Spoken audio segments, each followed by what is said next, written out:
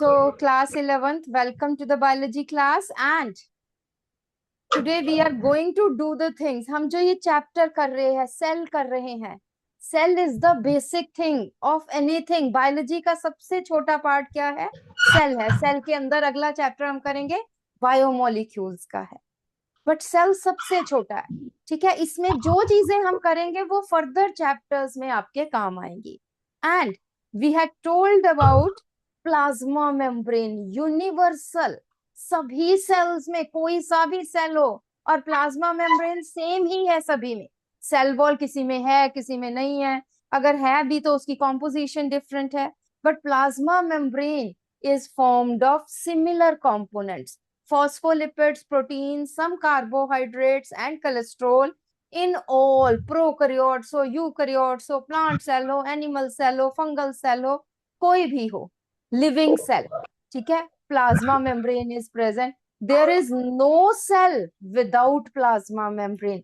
अगर केमिकल्स इकट्ठे हो गए, उनमें रिएक्शंस भी हो रहे हैं, बट अगर उनके अराउंड प्लाज्मा मेम्ब्रेन नहीं है तो सेल नहीं है. ड्यूरिंग एवोल्यूशन ऑल्सो, जब हम +2 में हम एवोल्यूशन पढ़ेंगे तो वहां पर भी हम करेंगे कि केमिकल्स इकट्ठे हो गए, रिएक्शन होना शुरू हुआ, उनके आसपास एक मेम्ब्रेन आई, तब हमने उसको कहा फर्स्ट लिविंग सेल.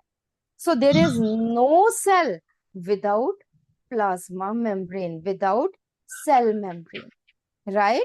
सो प्लाज्मा मेम्ब्रेन की composition we had done last time, which is the two major components of the plasma membrane. Abhinur Kaur, roll number 2. जल्दी से अभिनूर कौर, रोल नंबर 2.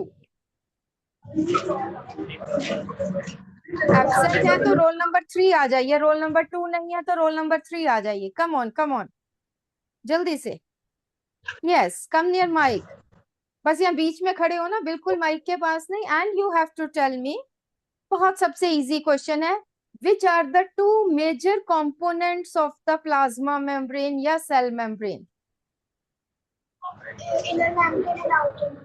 बेटा इनर वो तो स्ट्रक्चर हो गए, कंपोनेंट्स, केमिकल कंपोनेंट्स कौन से है? दो, कार्बोहाइड्रेट्स है, प्रोटीन्स है, क्या है? लिपिड्स है, क्या है? प्रोटीन्स एंड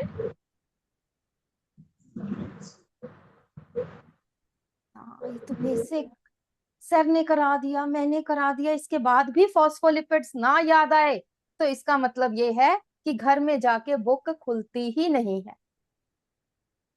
ठीक है, बैठो. इसमें कोई हमने पहाड़े नहीं. Go to your seat. Simple सी चीज है that plasma membrane is formed of phospholipids. ये जो दिख रही है tails and head, these are phospholipids, right? Phospholipids and proteins, ये दिख रहे हैं प्रोटीन्स है, ये दिख रहे हैं प्रोटीन्स है, राइट? ये पर्पल वाले दिख रहे हैं प्रोटीन्स है. बट अगर हम कहें तो ये क्या है? फॉस्फोलिपिड. लिपिड क्या है? ये जो लिपिड पार्ट है, इट इज लिपिड एंड मैंने क्या बताया? फॉस्फोलिपिड. जो हेड पार्ट है, head is formed of phospho part, phosphoric acid. ध्यान से इधर देखो, head is formed of phosphoric acid. It is hydrophilic. इधर देखो, पीछे छोड़ दो, सी टू स्क्रीन. इधर देखो सामने स्क्रीन पे, किसी की कॉपियां नहीं देखनी. ठीक है, it is phosphoric acid, it is hydrophilic. ध्यान से मेरी बात सुनो. Hydrophilic, philic means love, philic means attraction, hydro means water. So it is attracted towards water, right? That's why it is hydrophilic, right? और उसके बाद थोड़ा सा मैं ब्राइट कर दूं बेटा, थोड़ा सा.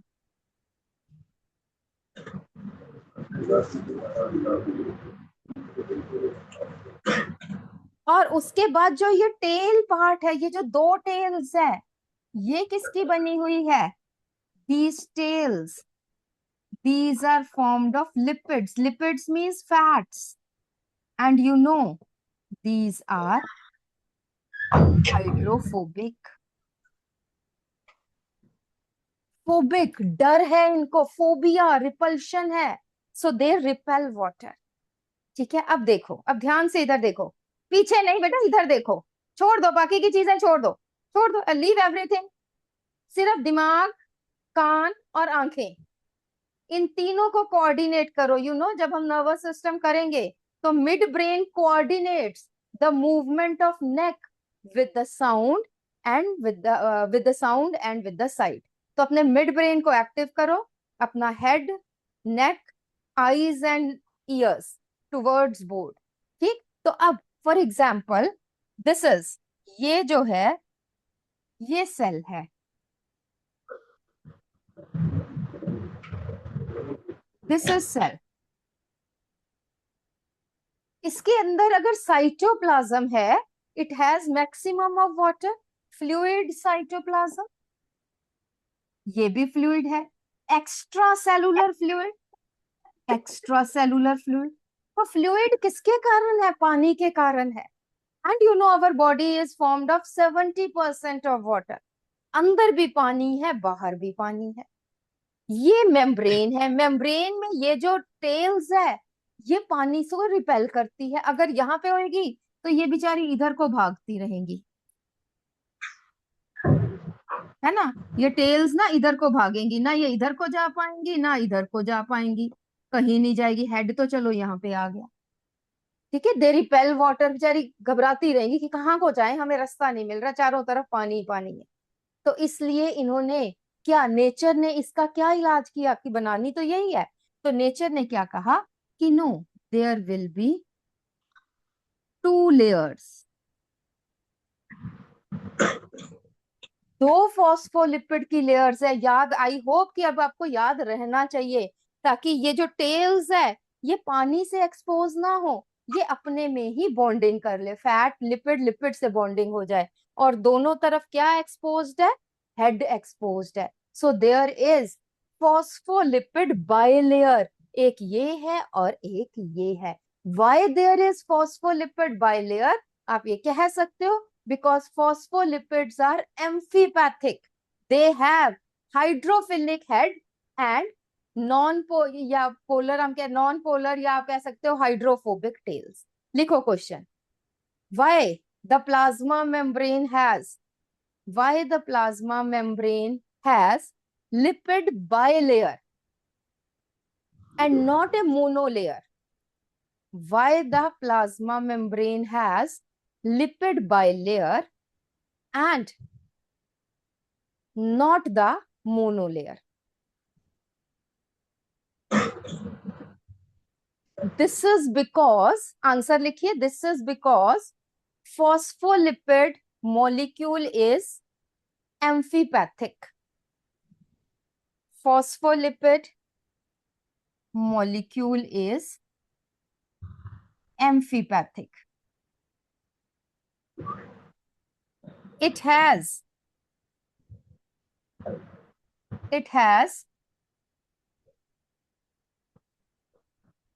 हाइड्रोफिलिक या पोलर हेड्स एंड हाइड्रोफोबिक और non polar tails. Hydrophilic head and hydrophobic tell.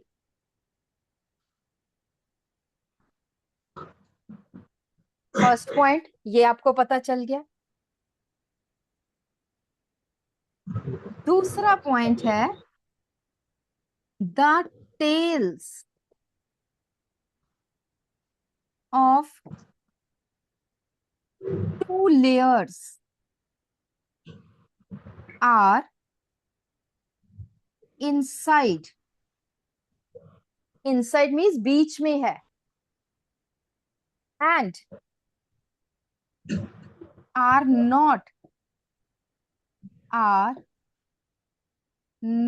exposed to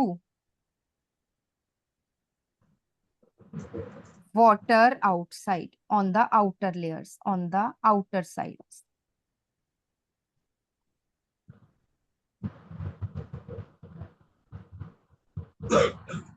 ठीक है, क्योंकि सेल के दोनों तरफ पानी है, यहां भी पानी है, यहां भी पानी है। तो लिपिड बाइलेयर ने क्या किया, लेट अस से अगर ये सेल है और ये मेम्ब्रेन का स्ट्रक्चर है, तो इसने लिपिड बाइलेयर ने जो टेल्स है वो अंदर को छुपा ली, आपस में ही इंटरेक्ट कर रही है, पानी के साथ इंटरेक्ट ही नहीं कर रहे।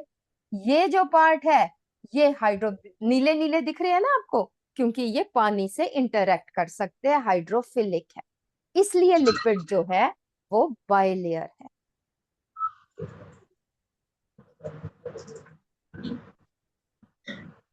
ठीक है, नेक्स्ट क्वेश्चन आ जाइए। Proteins in the membranes, write down one question. Protein in the membranes, proteins का ये तो चलो बाइलेयर बन गई, फिर प्रोटीन्स की जरूरत ही नहीं थी, रहने देते ये बाइलेयर ही। Proteins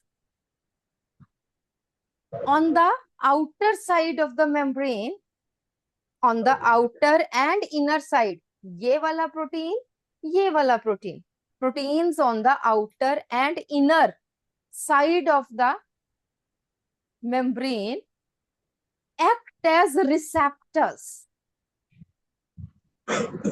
act as receptors। बाहर से अंदर आना है किसी चीज ने, तो ये प्रोटीन पहले उसके साथ बाइंड करेगा, उसको पहचानेगा, तब अंदर जाने देगा, act as receptors। But what is the function of, what is the function of integral proteins? Integral proteins which are embedded, which are embedded in the phospholipid bilayer, in the phospholipid bilayer।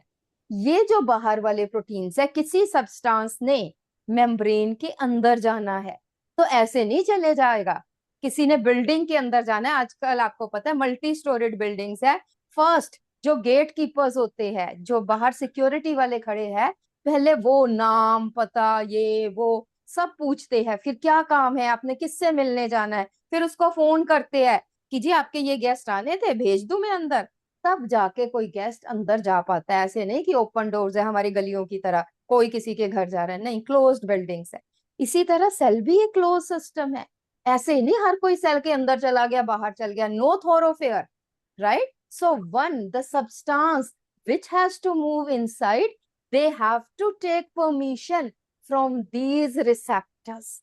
किसी ने बाहर जाना है, then they have to take permission from these receptors। ठीक है, security guards है जो अंदर जाने वाले को भी चेक करते हैं, बाहर जाने वाले को भी चेक करते हैं, ठीक है। But what about these security guards, या what about these proteins, right. So यहाँ पे लिखिए the integral proteins act as, the integral proteins act as the channels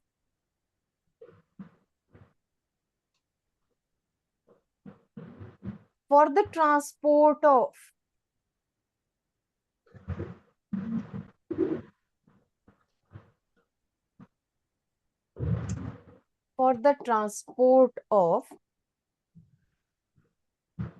polar substances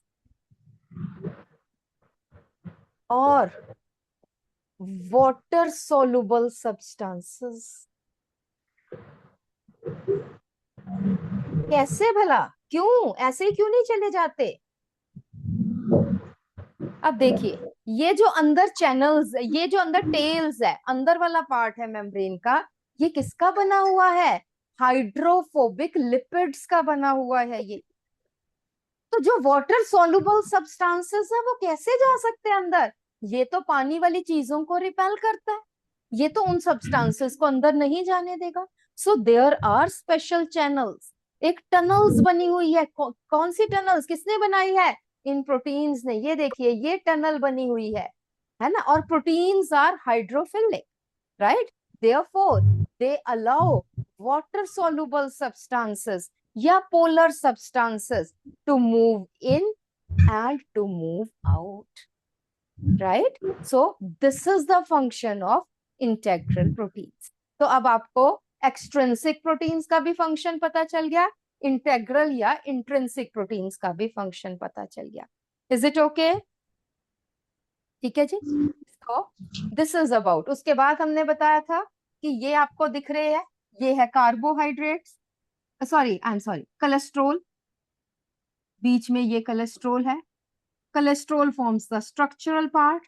उसके बाद ये चेन्स है, ये कार्बोहाइड्रेट्स है, ये प्रोटीन्स को रिसेप्टर्स बनाने में हेल्प कर, right. This is the function of the plasma membrane या different components of the plasma membrane. Then next हम आ जाते हैं बेटा, जो प्लाज्मा मेम्ब्रेन है is selectively permeable.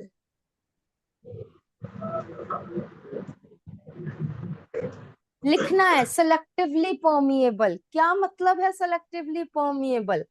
Allows only selective substances to cross through it.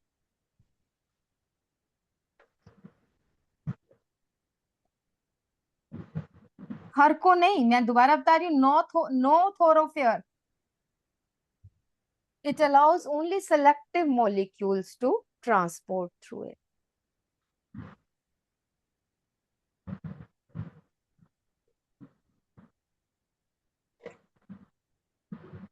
These substances, ये जो substances है, can be polar और they can be non polar. दोनों टाइप के जा सकते हैं. पोलर मीन्स जिसमें चार्जेस है, नॉन पोलर मीन्स चार्जेस नहीं है. और तीसरा हाइड्रोफिलिक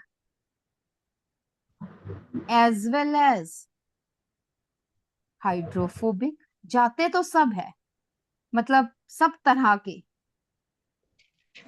जो जिन मॉलिक्यूल्स को एंट्री मिलती है तो वो पोलर भी हो सकते हैं, नॉन पोलर भी हो सकते हैं, हाइड्रोफोबिक भी हो सकते हैं, हाइड्रोफिलिक भी हो सकते हैं. बट कैसे, ये हम बताएंगे. ठीक है जी, इज इट ओके?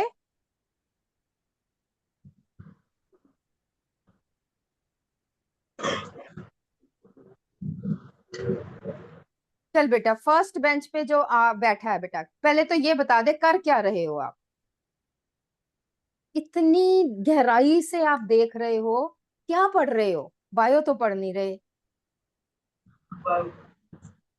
फिर मेरी बात सुन नहीं रहे, कुछ और ही अपना कर रहे हो. बायो पढ़ रहे हो तो कुछ और कर रहे हो, है ना.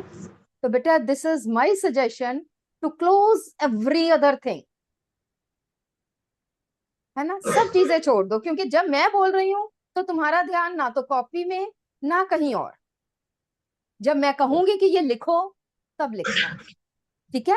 This is not in my benefit. बेटा मैं तो घंटा बक बक करके चली जाऊंगी, मुझे कोई फर्क नहीं पड़ेगा, but what is the use अगर सुनोगे ही नहीं. ठीक है, अगर डॉक्टर, आप डॉक्टर बन गए, मरीज बेचारा बोली जा रहा है मुझे ये तकलीफ है, ये तकलीफ है, आपका ध्यान ही कहीं और है, तो कैसे उसको सही दवाई दोगे, है ना. You can not become a good doctor if you are not a good listener. ठीक है, मैं तुम्हें वैसे ही इन द मिड वे बात बताती हूँ. कुछ डॉक्टर्स होते हैं ना, हम जाएं कि डॉक्टर साहब हमारे सिर में दर्द, पेट में दर्द, ये वो दवाइयां लिखनी शुरू कर देता है.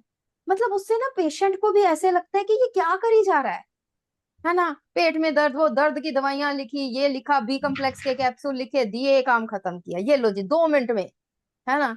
10 मिनट में वो 10 पेशेंट निपटा देता है.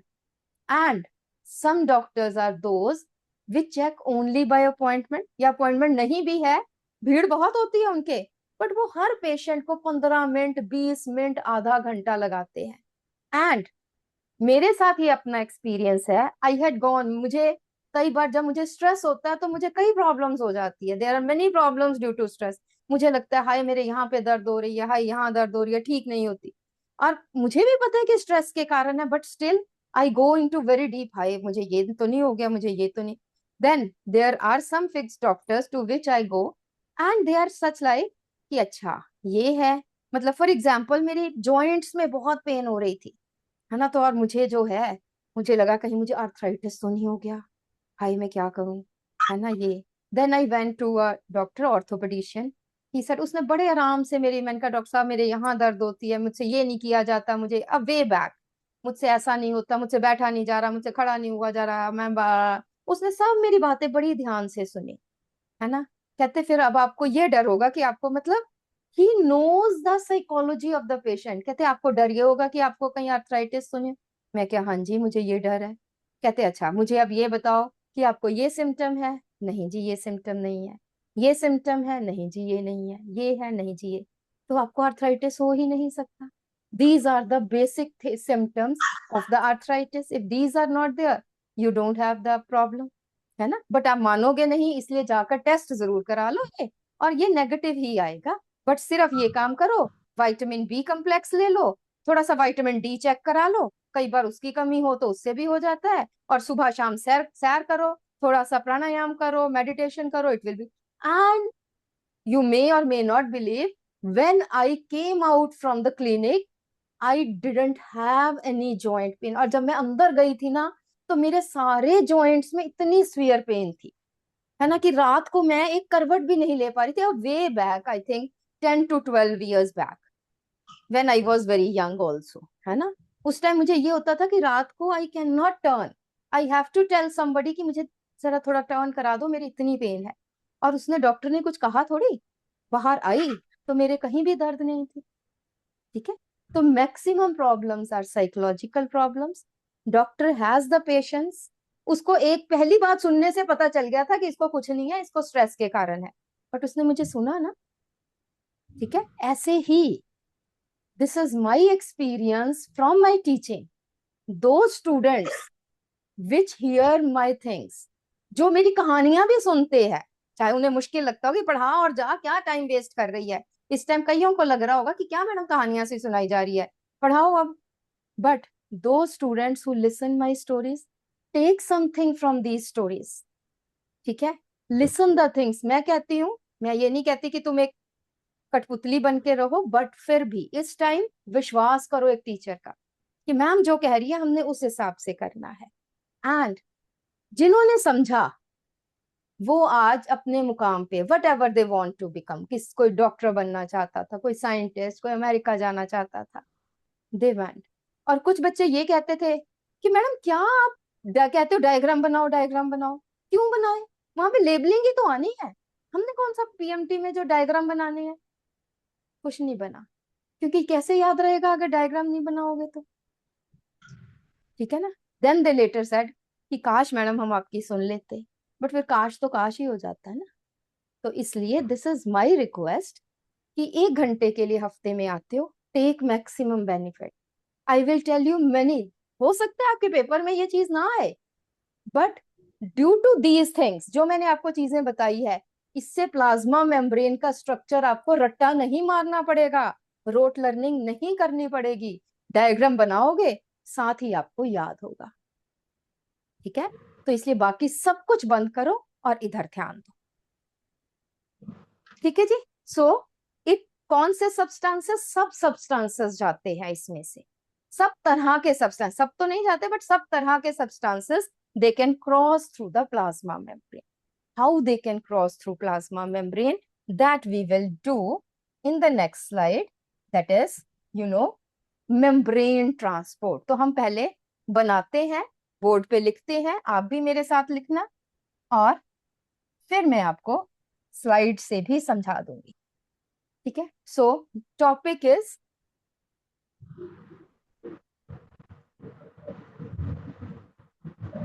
Membrane transport. ठीक है, आपके सर ने भी कराया होगा, क्योंकि ये बहुत इंपॉर्टेंट है, that's why I am focusing more on it. It will continue in different chapters. आप प्लांट फिजियोलॉजी करोगे, फोटोसिंथेसिस करोगे, रेस्पिरेशन करोगे, नर्व इंपल्स करोगे, डाइजेशन करोगे, सभी में आएगा। सो मेम्ब्रेन ट्रांसपोर्ट जो है वो दो टाइप का है। In class 9th, you must have studied passive transport and active transport. अच्छा, किया है कि नहीं? यस और नो? क्लास में किया है? यस और no?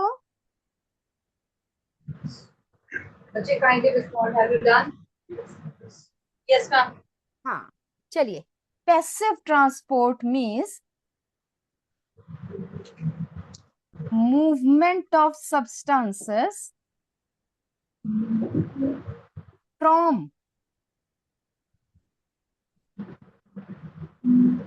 High concentration, concentration means amount, high concentration towards low concentration. ऊपर से जब नीचे आएगा तो हमें कोई मोटर लगाने की जरूरत नहीं पड़ती। पानी जब ऊपर से नीचे आता है तो कोई मोटर नहीं लगानी, जब नीचे से ऊपर भेजते हैं तब हमें मोटर लगानी जरूरत पड़ती है। सो पैसिव ट्रांसपोर्ट ऊपर से नीचे, हाई से लो आ रहा है, so no energy is required.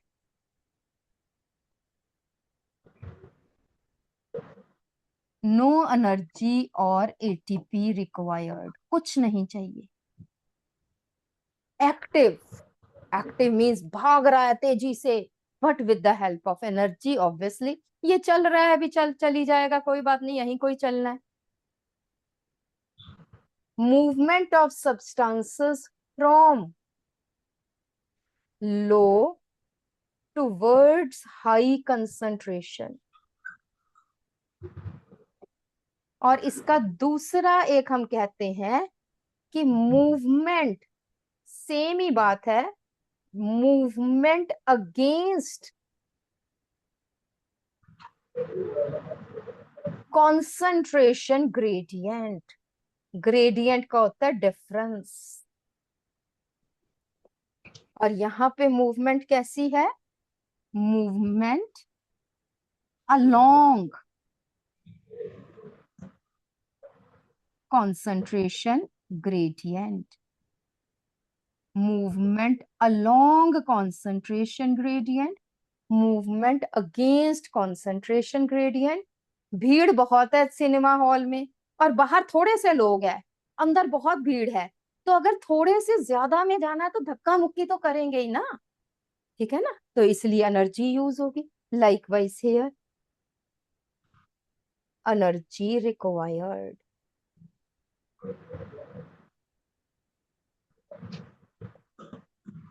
Energy required.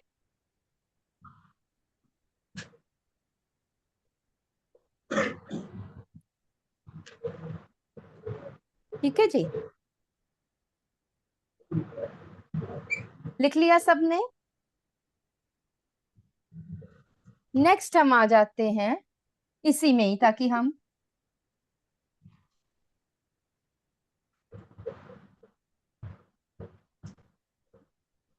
Passive transport जो है, it can be simple diffusion.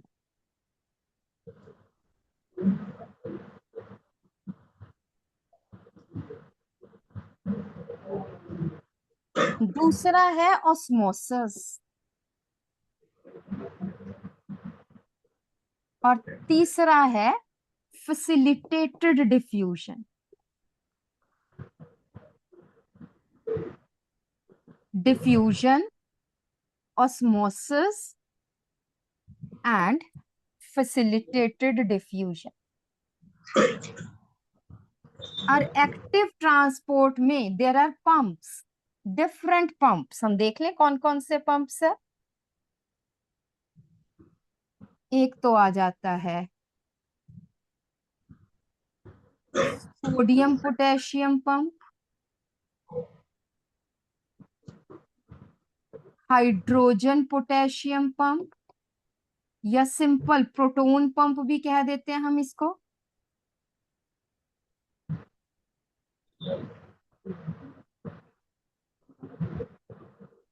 Then calcium pump,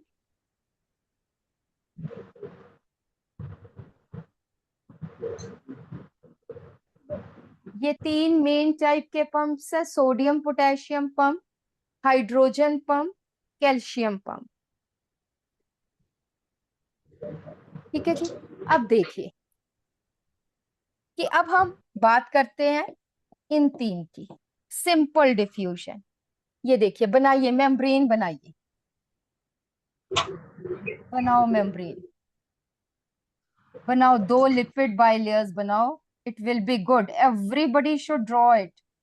थोड़ा सा दूर दूर बनाओ, इतनी दूर दूर होती तो नहीं है,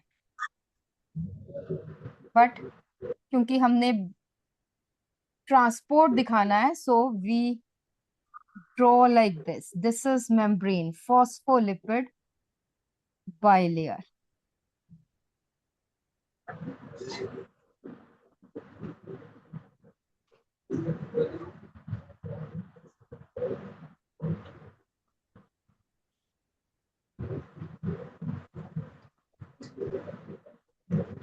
और इसके बीच में, बाहर तो प्रोटीन्स है ही है, but which proteins are present here? That is, ये देखिए, these are protein channels.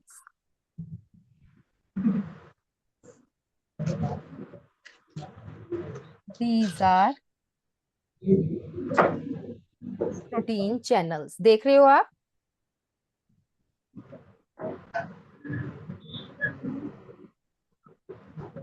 ये सब जो है,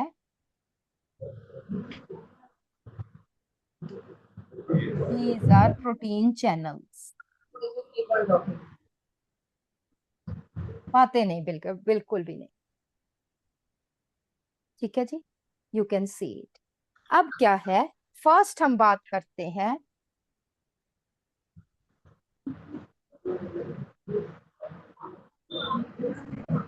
ट्रांसपोर्ट ऑफ, बातें बिल्कुल भी नहीं, transport of oxygen and carbon dioxide.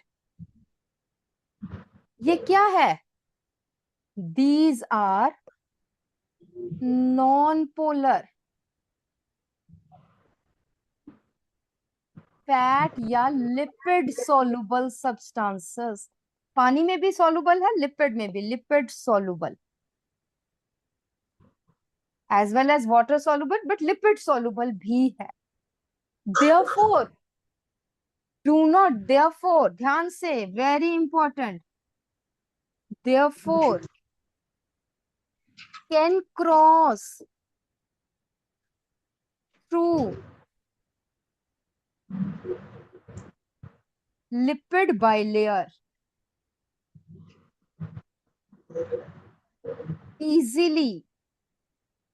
Lipid कहता है कोई बात नहीं, चला जा, मैं तुझे रास्ता दे दूंगा, है ना, उसका रिश्तेदार है, लिपिड सॉल्युबल है, तो कहना कोई बात नहीं, औरों को रास्ता दूं या ना दूं, तुझे मैं रास्ता जरूर दूंगा। ठीक है, therefore thus no channels required,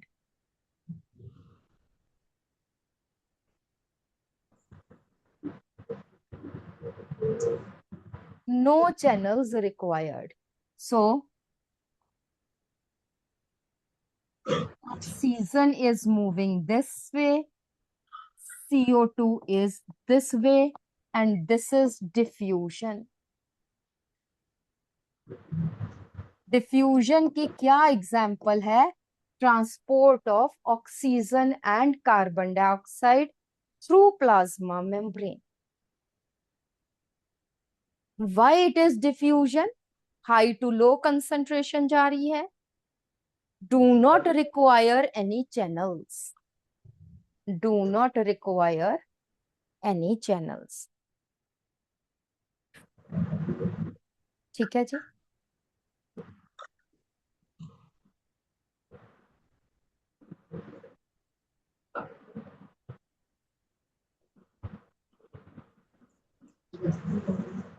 second आ जाता है बेटा, इधर ध्यान से, इधर सेकंड क्या हमने पढ़ा था? Osmosis.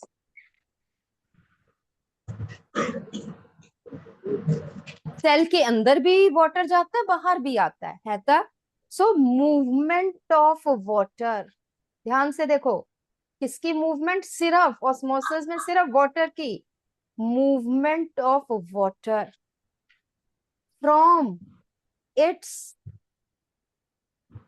High concentration towards low concentration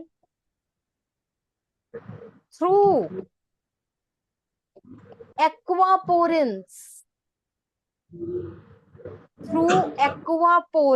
of plasma membrane, through aquaporins of, क्योंकि वाटर क्या है बेटा? वाटर हाइड्रोफिलिक, खुद ही पानी है, ठीक है, and it is lipid insoluble. Water is, you can say, lipids repel water, तो इसलिए ऐसे तो जा नहीं सकता, तो इसके लिए स्पेशल चैनल्स है, एक्वापोरिन्स है। लिखो यहाँ पे, as lipids repel water, as lipids repel water, therefore there are special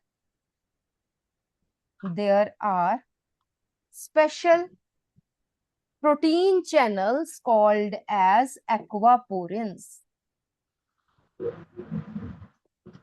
There are specialized, aqua means water, pores means channels. There are specialized channels called as aquaporins through which water molecules move.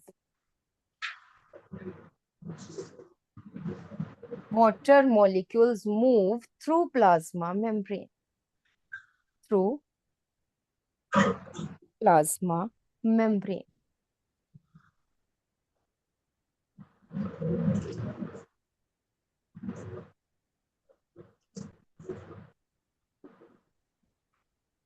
ठीक है, तो आप यहाँ पे देख सकते हो, if you can see here, मैं थोड़ा सा आपको जूम करके साथ साथ दिखाऊं कि दिस इज, सबसे पहले क्या है? डिफ्यूजन है, सिंपल डिफ्यूजन है, ठीक है, कोई नहीं, बीच में से सीधा जा रहे हैं, लिपिड्स के रिश्तेदार है ना ये, तो ये सीधा जा रहे हैं, कोई इनको चैनल्स नहीं चाहिए। वाटर वो लिपिड्स का रिश्तेदार नहीं है, therefore special channels called as aquaporins are required. और यहाँ पे this is facilitated diffusion through which means, मैं अभी आपको इसका भी बता देती हूँ, फैसिलिटेटेड डिफ्यूजन, इसमें किसकी मूवमेंट हो रही है? तीसरा आ जाइए बेटा, थर्ड आ जाइए, that is polar molecules.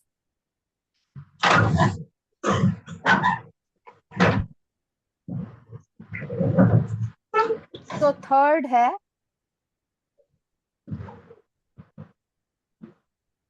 Facilitated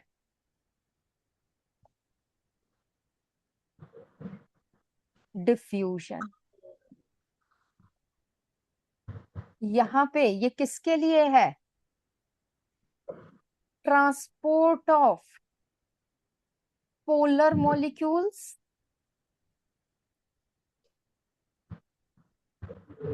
और क्या? Hydrophilic substances, water soluble.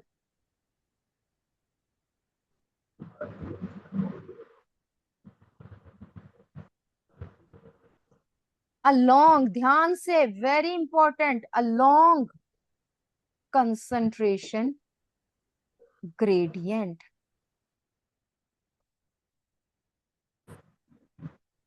First point, second point, through protein channels,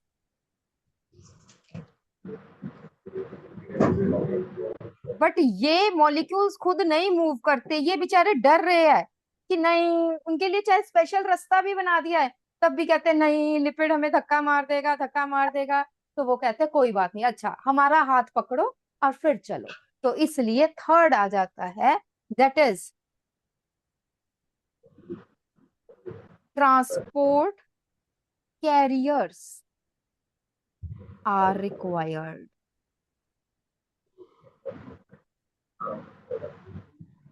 Transport carriers are carrier proteins, transport carrier proteins.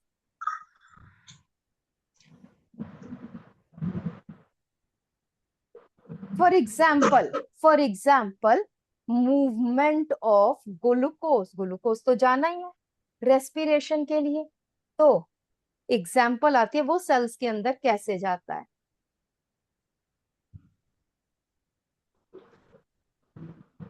Movement of glucose inside the cell with the help of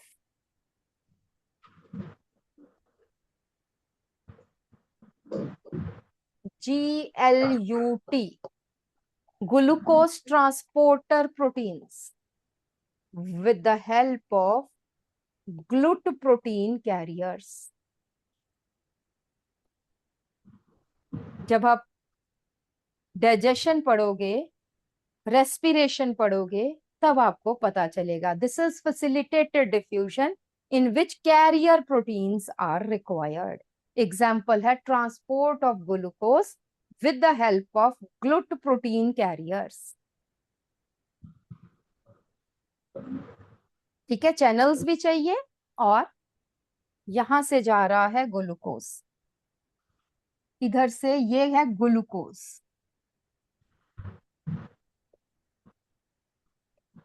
और इसके साथ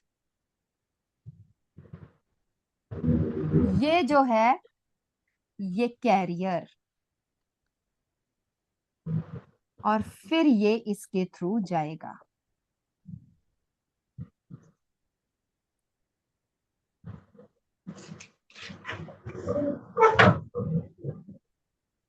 ये glucose है और ये जो ग्रीन वाला है दैट इज कैरियर।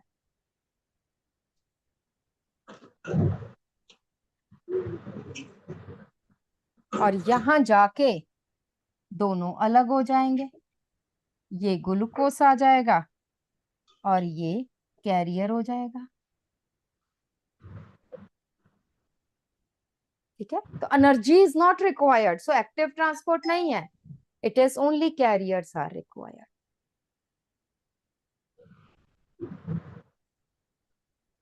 ठीक है जी, so this is about passive transport. Next आ जाता है बेटा active transport.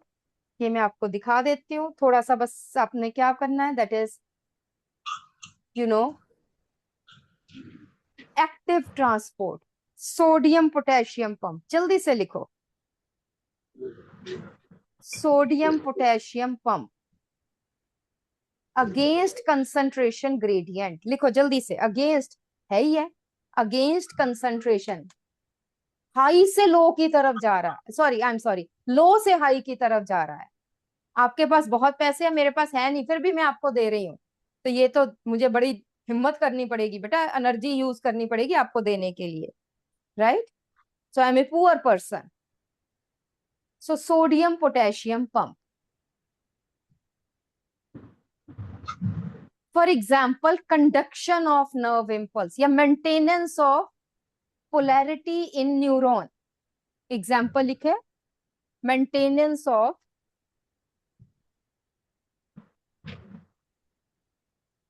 polarity in a neuron in which 3 sodium ions move outside the cell. Sodium potassium, ये हमेशा ही 3 sodium ions move outside the cell and 2 potassium move inside the cell. ये याद रखना है, कितने सोडियम कितने पोटेशियम कहाँ जा रहे हैं। Everybody write down, third bench boys लिख लो। 3 sodium goes outside, sodium ions की बात करेंगे, Na+। 3 sodium ions goes outside the cell 2 potassium ions comes inside the cell. Carrier required, energy required. Carriers भी चाहिए है, ऐसे नहीं हाथ पकड़ने खींचना पड़ेगा. Carriers required, energy required.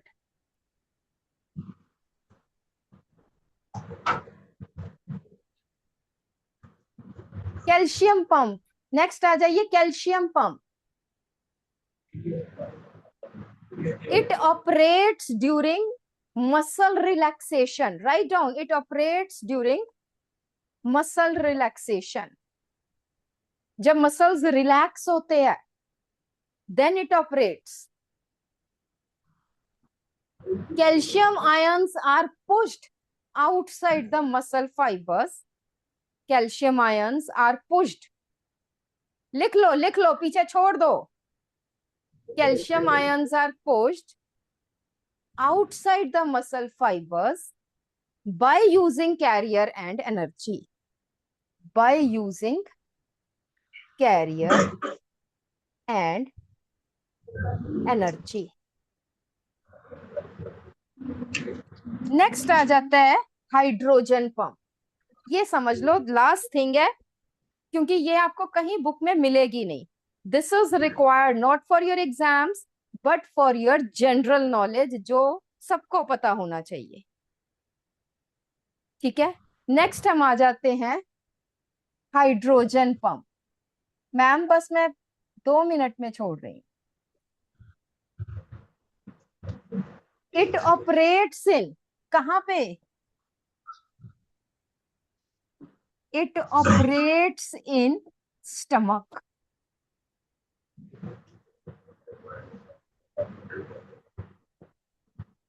किस लिए ऑपरेट करता है? Forms HCl. HCl आपने कई बार दिमाग में आया भी होगा कि हाइड्रोक्लोरिक एसिड तो नेचुरल एसिड है, मतलब ह्यूमंस में या लिविंग एनिमल्स में तो होना नहीं चाहिए, इतना स्ट्रॉन्ग एसिड है. ये तो मिनरल एसिड है, रॉक्स वगैरह में से मिलता है. हमारी बॉडी में कहां से आ गया, कैसे बन गया, वो मैं थोड़ा सा बताती हूँ. सो इन स्टमक, ध्यान से इधर देखो.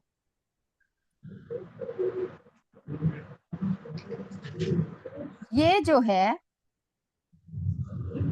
आपका स्टमक है. मैंने तो बहुत बड़ा बना दिया, छोटा सा स्टमक होता है. इसमें फॉर एग्जाम्पल यहाँ पे ये स्पेसिफिक सेल्स है. This is called as oxyntic cells. लिखते भी चलो, और आप डाइजेस्टिव सिस्टम में पढ़ोगे oxyntic cells they secrete HCl. तो मैं यहाँ पे आपको एक बड़ा सा ऑक्जेंटिक सेल दिखा रही हूँ, मैग्निफाइड व्यू.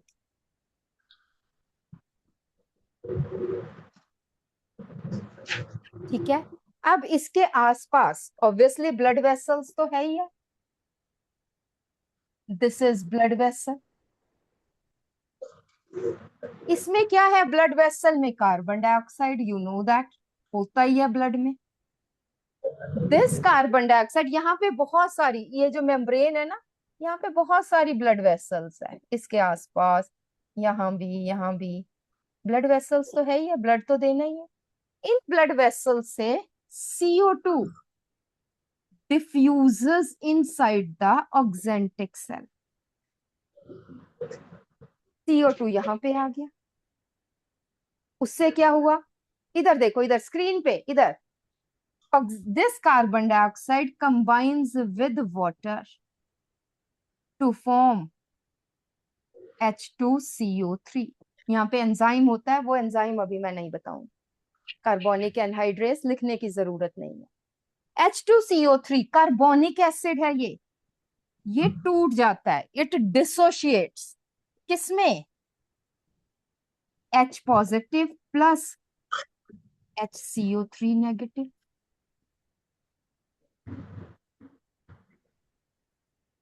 अब ये जो H पॉजिटिव है, ये है ल्यूमन. ल्यूमन मीन्स जो पेट में खाली जगह है ना, स्टमक में खाली जगह है, यहाँ पे बहुत सारा पहले से ही H पॉजिटिव पड़ा हुआ है, ऐसी बात नहीं है कि यहाँ पे H पॉजिटिव नहीं है, बहुत सारा पहले से ही पड़ा हुआ है। सेल्स में नहीं था बट सेल्स में अब बना, ध्यान से इधर। So this H positive with the help of ATP कहाँ पे आ गया? ल्यूमन में आ गया, क्योंकि अगेंस्ट कंसंट्रेशन ग्रेडियंट है। यहाँ पे तो थोड़ा था, यहाँ पे बहुत ज्यादा था, बट फिर भी यहाँ पे आया ये, ठीक है। और यहां से पोटेशियम आयंस कहाँ जा रहे हैं? इसके ऑपोजिट, कहीं हाइड्रोजन आयंस को कुछ ना कुछ तो करना पड़ेगा। यहाँ पे पोटेशियम आयंस, ठीक है। और जो ये ब्लड वेसल्स है, ध्यान से बेटा, इधर ध्यान से, ब्लड वेसल से क्लोराइड आयंस यहाँ पे आए, सॉरी इधर नहीं, आई एम सॉरी, ब्लड वेसल से क्लोराइड आयंस, ये जो ब्लड वेसल थी इससे क्लोराइड आयंस जो है यहाँ पर आ गए, and the H positive and chloride ions combine to form HCl. ऐसे नहीं है कि HCl खुद बनता है, मतलब पूरा HCl ऐसे ही कहीं से बन के आ रहा है, नहीं। The hydrogen combines with chloride ions to form HCl in lumen. Oxyntic cells HCl नहीं बना रहे, ऑक्जेंटिक सेल्स क्या कर रहे हैं? सिर्फ HCl बनाने में हेल्प कर रहे हैं। क्या कर रहे हैं? वो हाइड्रोजन दे रहे हैं for forming HCl, and this is called as proton pump. Protons इसको भेज रहा है, and you know antacids tablets जो है, ओमिप्राजोल, पेंटोपराजोल, ये सब क्या करती हैं? दे इनहिबिट प्रोटोन पंप, इस प्रोटोन पंप को नहीं ऑपरेट होने देती, जिसके कारण क्या है? This hydrogen ion can not come out and no more HCl secretion, ठीक है। सो प्रोटोन पंप, ये पता होना चाहिए कि where the proton pump operates in our body, in our stomach for the secretion of HCl, इतना आपको पता होना चाहिए। सो मेम्ब्रेन ट्रांसपोर्ट, जल्दी से, कि it is passive as well as active. Passive 3 type का है, जल्दी से बोलते चलो मेरे साथ, कौन से टाइप का है? First is diffusion. Time is over. I am having lecture next class. अच्छा मैम, बस एक सेकेंड बस, I am leaving that. So second osmosis and third है फैसिलिटेटेड डिफ्यूजन, ठीक है जी। Okay ma'am, thank you students. Yes, please.